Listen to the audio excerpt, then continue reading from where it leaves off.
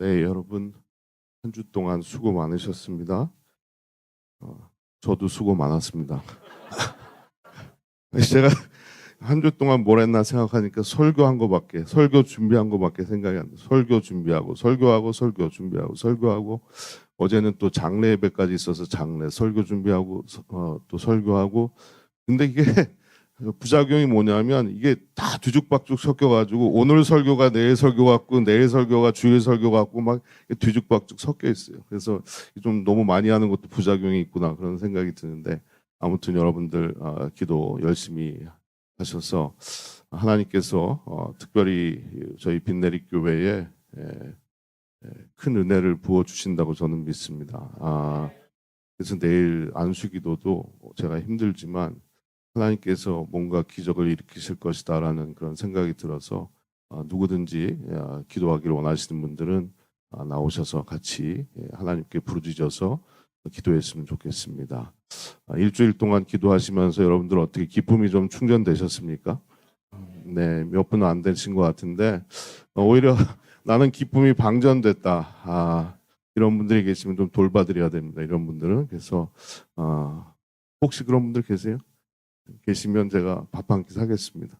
밥 한 끼 사고 위로를 해드릴 테니까 저한테 연락하십시오. 여러분 아무도 연락 안 하시더라고요. 연락하시면 제가 여러분 대접하겠습니다. 위로를 받으시고 힘을 얻으십시오. 오늘 기도 제가 지난번에 이제 밑에도 내려갔다 위에도 올라갔다 하다 보니까 자연스럽게 양쪽이 비교가 되는데, 제일 큰 차이가 제가 밑에가 좀 뜨겁다고 그랬잖아요. 왜 이거 어떻게 뜨거운가 했더니 밑에는 인도자가 주여 하고 기도하면 그냥 불이 확 붙는 것 같이 그냥 막 소리가 그냥 막 올라가거든요. 근데 여기는 주여 하는 소리가 그냥 푹 꺼져 버려요. 제가 아까도 우리 전우사님이 주님 하고 하는데 뭔가 확 터질 것 같았는데 소리가 그냥 푹 꺼져 버리더라고. 오늘 기도하실 때는 그냥 불이 더 활활 타셨으면 좋겠고요. 우리가 기쁨을 좀 더 충전하기 위해서 옆에 계신 분과 다시 한번 인사하겠습니다. 기도하는 게 죄라면 당신은 사형감입니다라고 한번 다시.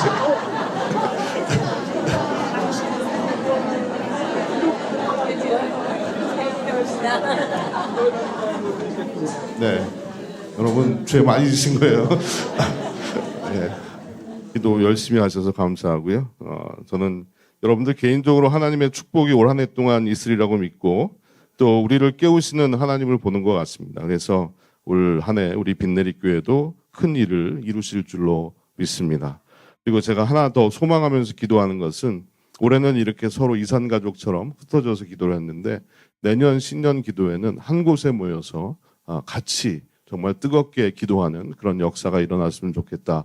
그런 마음으로 저는 기도하고 있습니다. 여러분들도 함께 기도해 주시길 바랍니다. 네, 어제 바울은 예수 그리스도를 우리가 믿게 된 것도 하나님의 은혜고 또 고난을 받는 것도 하나님의 은혜다라는 얘기를 했습니다. 그런데 이 고난을 견디고 이기기 위해서는 공동체가 필요하다는 거죠. 근데 건강하고 복음에 합당한 공동체는 어떤 특징이 있느냐? 오늘 바울이 우리에게 그것을 가르쳐 주고 있습니다. 건강하고 또 복음에 합당한 공동체는요, 한마디로 말씀드리면 하나 되는 공동체다라고 이야기하는 겁니다.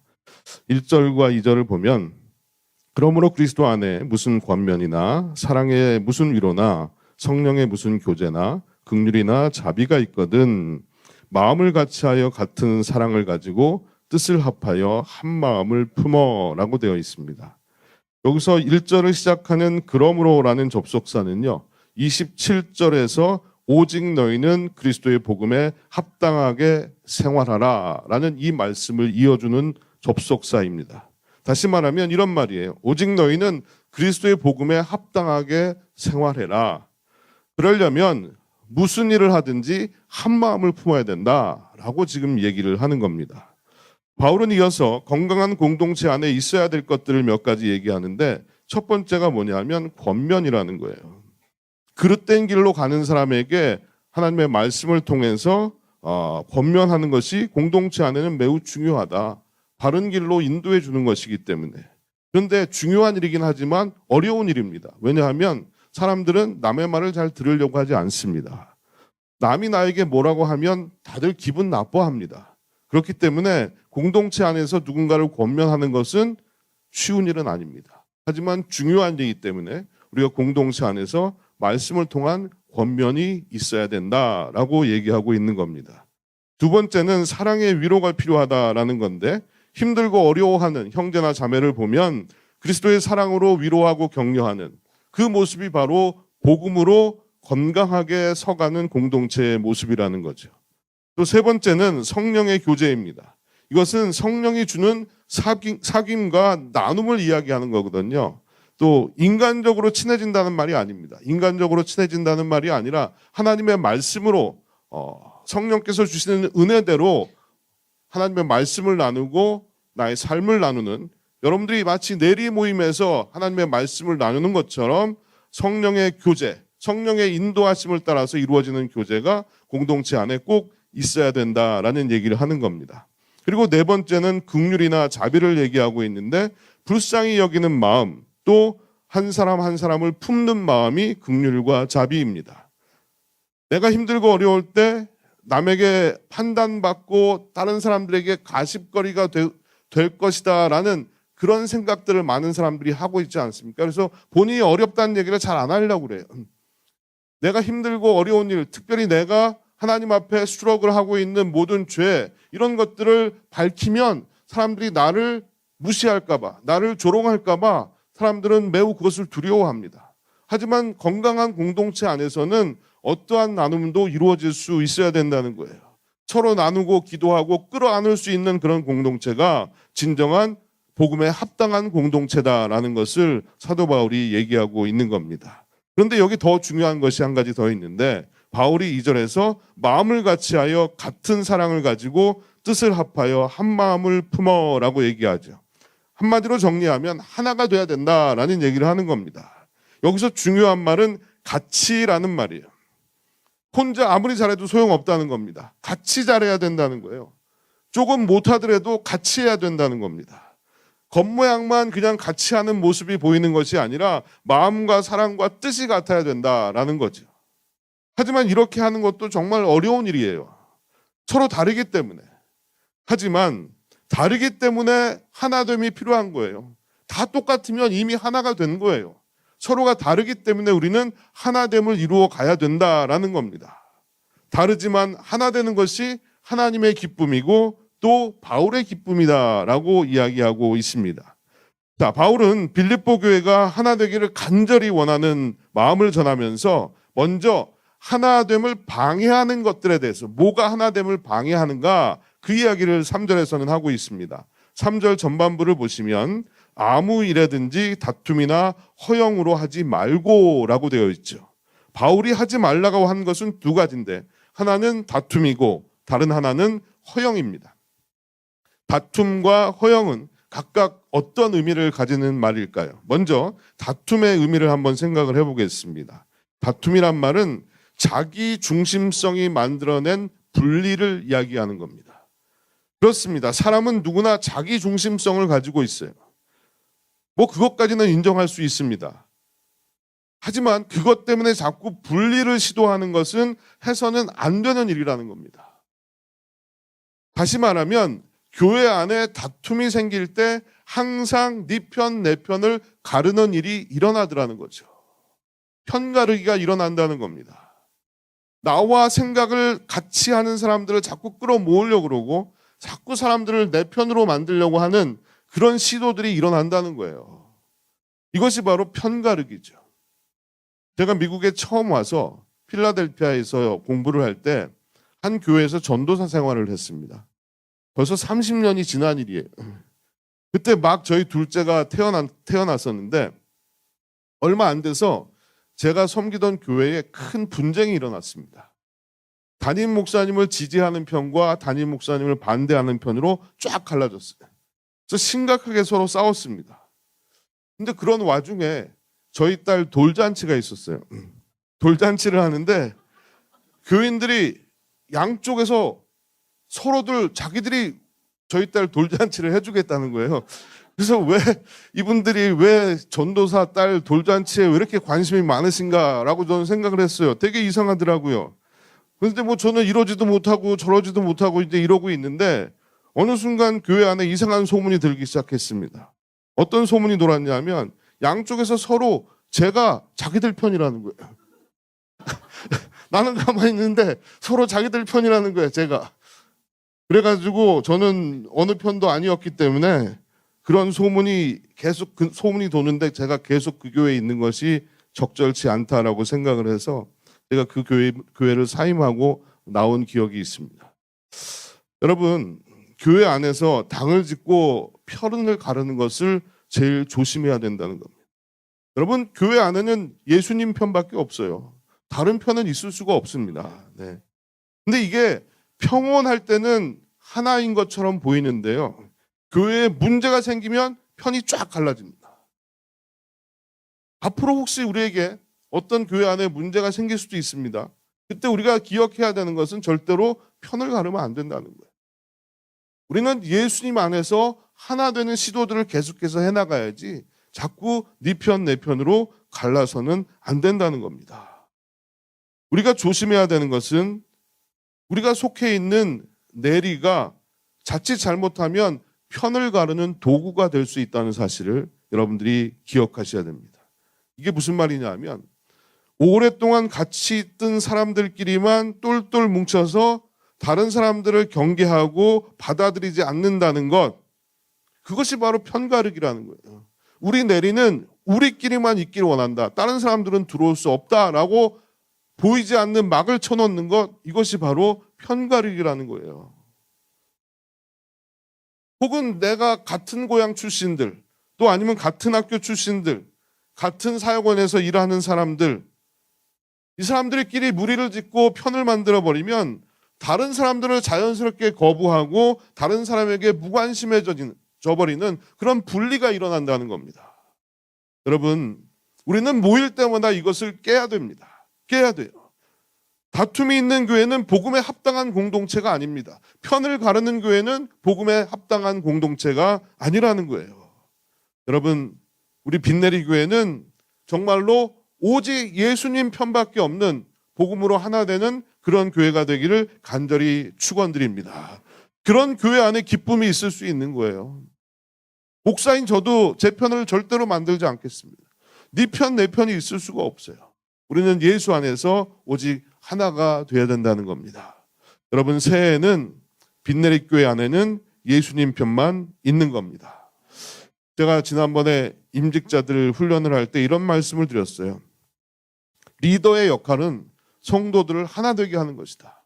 하나 되게 하는 것인데, 그러기 위해서는 리더들이 늘 내가 아는 사람들, 그 사람들과 친교하고 대화하지만 말고 매주마다 모르는 사람들, 한 번도 얘기해보지 않은 사람들을 찾아가서 그분들하고 대화하시라고, 그분들하고 친교하시라고, 의무적으로 만나시라고 그렇게 말씀을 드렸어요. 그런데 잘하고 계시는지는 잘 모르겠어요, 저는. 이번에 임직 받으신 분들 한번 생각해 보세요. 그동안 내가 어떻게 했는지. 네. 여러분, 편을 가르면 반드시 다툼이 일어납니다. 다툼이 일어나면 기쁨이 사라져요. 싸우는데 무슨 기쁨이 있겠습니까? 다시 한번 여러분 기억하시길 바랍니다. 우리 빛내리 교회는 오직 예수 안에서 하나 되는 교회가 돼야 됩니다. 또 한 가지 하나됨을 방해하는 것이 있는데 그것이 바로 허영이다라고 바울은 얘기합니다. 여러분, 허영이 뭘까요?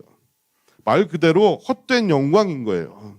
하나님의 영광보다는 자신의 이름을 드러내고자 하는 것, 자신이 인정받고 자신이 높아지고자 하는 마음, 이것이 바로 허영이라는 겁니다. 대부분의 사람들은요, 실제보다 자기 자신을 훨씬 더 높게 평가를 한다는 그런 통계 자료가 있습니다. 남들은 나를 50점이라고 얘기하는데 나는 나를 90점은 된다라고 생각을 하는 거예요. 여러분들도 다 그렇게 생각하세요. 저도 그렇게 생각하고. 근데 재밌는 것은 다른 사람을 향해서는 다른 사람은 객관적으로 한 90점 돼 보이는데 굳이 그 사람은 50점으로 깎아요. 저 사람은 50점이다. 나는 90점이고 저 사람은 50점이다. 이런 생각을 한다는 겁니다. 이런 게 다 허영인 거예요. 저는 계속 말씀드리지만 교회 안에는 정말 다양한 사람들이 모여 있습니다. 모두가 같은 생각을 할 수가 없습니다. 또 같아질 수도 없어요. 이 하나가 된다는 것은 서로의 다름을 인정하지 않고 무조건 통일하라, 그런 얘기가 아니라고 말씀을 드렸습니다. 내 생각을 말할 수 있지만 내 생각대로 교회가 돌아가야 되는 것은 아닙니다. 그러기에 허영이라는 것은 자기 말만 하는 것이고, 허영을 버린다는 것은 남의 말도 듣는 겁니다. 세계 2차 대전 때 미국의 유명한 희극 배우 중에 지미 두란테라는 사람이 있었어요. 그 사람이 이제 참전 용사들을 위한 쇼를 하는데, 그 쇼에 좀 출연해서 참전 용사들을 위로해 달라고 하는 부탁이 왔어요. 근데 일정이 너무 바빠가지고 나는 못합니다라고 거절을 했다는 거예요. 근데 그 쇼의 기획자가 다시 찾아오더니 한 5분만 있어도 좋으니까 잠깐만이라도 나와서 조국을 위해서 열심히 싸운 사람들을 위해서 정말 위로의 차원에서 좀 즐거운 시간을 좀 보내달라, 그렇게 부탁을 했습니다. 그래서 그러면 5분만 올라가서 내가 공연을 하겠다라고 약속을 하고 공연장에 올라갔어요. 근데 웬걸요, 이 사람이 내려올 생각을 안 하는 거예요. 계속해서 거기서 공연을 하고 그 참전 용사들을 진심으로 위로를 하고 내려왔다는 거죠. 그래서 그 기획자가 찾아가서 물어봤어요. 아니, 단 5분만 하신다더니 왜 이렇게 오래 하셨습니까? 라고 물어봤더니 그 듀란테라는 사람이 이런 말을 했다고 합니다. 제가 무대 위에 올라갔는데 그 참전 용사들이 앞에 쭉 앉아 있는데, 앞에 있던 두 사람이, 한 사람은 오른팔이 없고 한 사람은 왼팔이 없었는데 너무나 기쁘게 즐거워하면서 서로 박수를 치는데, 서로 이렇게 없는 팔을, 있는 팔을 가지고 서로 박수를 치더라는 거예요. 그 모습을 보는 순간 내가 정말 이분들을 위로해 드려야 되겠다라는 생각이 들었다는 거예요. 정말 열심히 박수 치면서 기뻐하는 그들의 모습을 보면서 온 있는 힘을 다해서 그들과 함께 시간을 보냈다라고 고백을 했다는 겁니다. 여러분, 하나가 된다는 것은요, 서로의 약함을 채워주는 겁니다. 오른팔이 없는 사람이 그 사람의 오른팔이 되어주고, 왼팔이 없는 사람이 다른 사람의 오른팔이 되어주는 그런 모습이 바로 서로 하나 되는 모습이라는 겁니다. 여러분, 하나됨을 방해하는 요소들은 다툼과 허영이라고 하지 말라라고 사도 바울은 얘기합니다. 그런데 하나됨을 위해서 하라고 한 것도 있어요.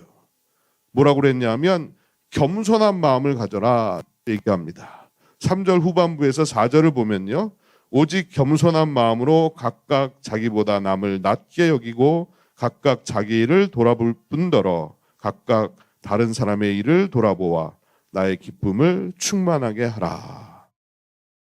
이 겸손, 그러면 무조건 자신을 깎아내리고 또 자신을 천대시한다라고 생각하시는 분들이 있는데 그건 아닙니다.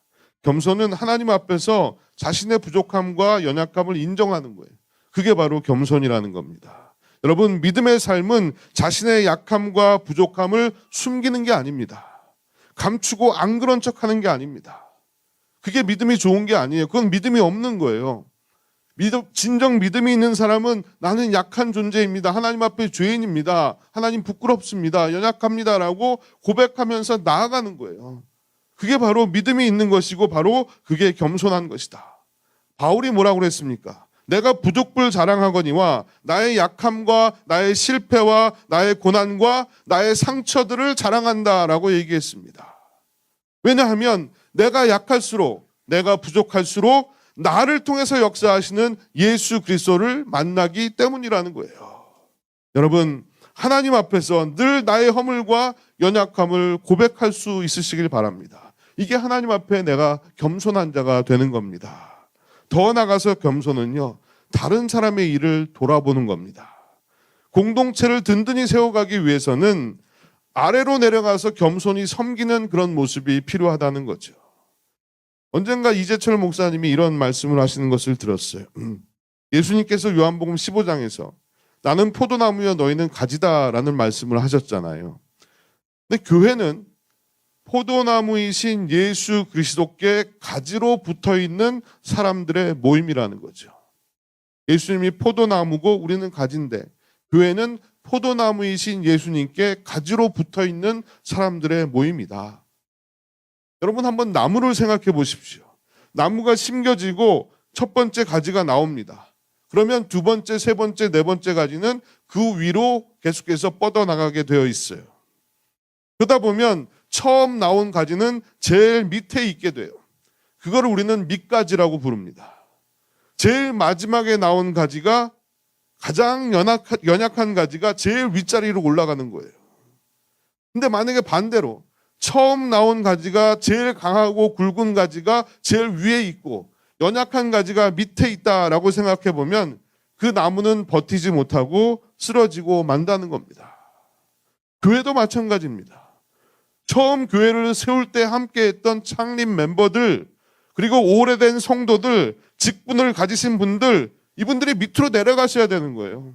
내려가셔서 밑가지가 되셔야 된다는 겁니다. 겸손히 섬겨야 된다는 겁니다. 그리고 새로 오신 분들, 또 예수를 처음 믿는 분들이 마음껏 헌신하고 또 충성할 수 있도록 그분들을 떠받치는 밑가지가 되어주는 그런 교회가 하나님이 기뻐하시는 교회고, 사람들이 행복해하는 교회고, 세상에 빛이 되는 교회인 줄로 믿습니다. 여러분, 자신의 유익에만 관심이 있는 것이 아니라 다른 사람의 유익을 챙기는 마음, 이것이 바로 겸손입니다. 세상의 가치관은요, 내가 살기 위해서 다른 사람을 착취하고 다른 사람을 빼앗고 또 내가 다른 사람보다 앞서 나가야 된다라고 생각을 하는 겁니다. 하지만 믿음의 사람은 그렇게 살지 않아도 나의 쓸 것을 주님께서 채워주신다는 믿음이 있는 거예요. 그렇게 살지 않아도 된다는 거예요. 하나님이 나를 인도하시고 지키시기 때문에. 이게 바로 믿음이라는 겁니다.